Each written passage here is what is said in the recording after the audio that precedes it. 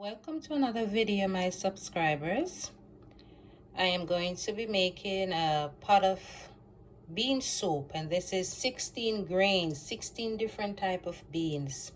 So first I'm going to wash my beans and I'm going to put it to soak for a few hours. Okay, so I'll catch up with you in the next process. Right now I'm going to start the washing. Now I finish washing my beans and I catch some water on it, so I'm going to let it sit for a few hours, and then I rinse the bean like another time and start the cooking.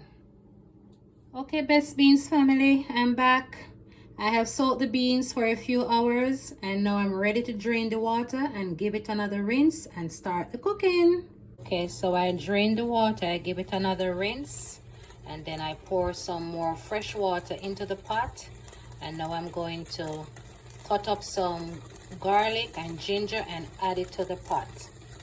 You may ask for or wonder why I put the beans to soak for hours, and that is, it will reduce the amount of time for it to, to get soft and to get tender.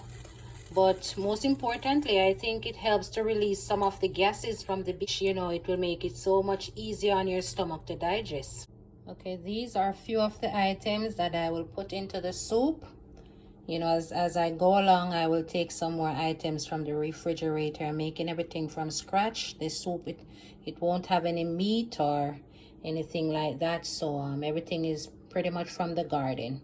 Okay, so right now I'm gonna prepare my garlic, a few cloves of garlic, and I'm gonna peel the ginger, mash it, wash it, mash it, and put it into the pot so the pot can, slowly cook. As you can see, these are ground provision like celery, yellow yam, sweet potato, pumpkin, carrots, and like I said, I will add some more stuff to it to make my soup very savory. Early stage of the pot, I show you as I go along.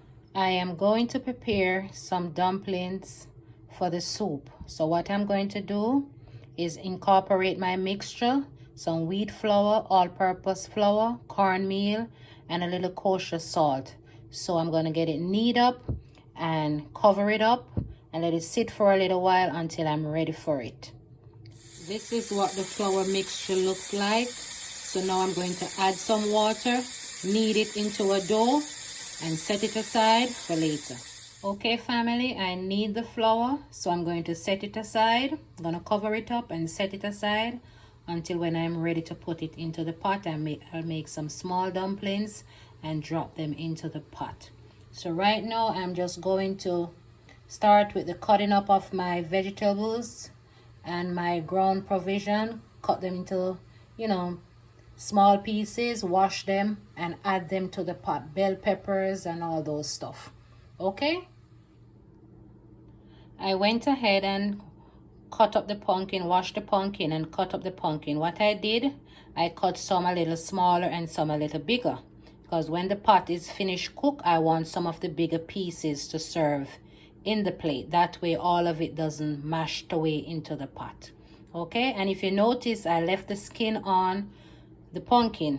Reason be, the skin is much more healthier for you, so it doesn't make sense to throw it away. So most of my dishes that I use pumpkin in, I let the skin remain. So this is where I'm at thus far. I cut out the pumpkin, after which I'm gonna continue the process of cutting up some more vegetables.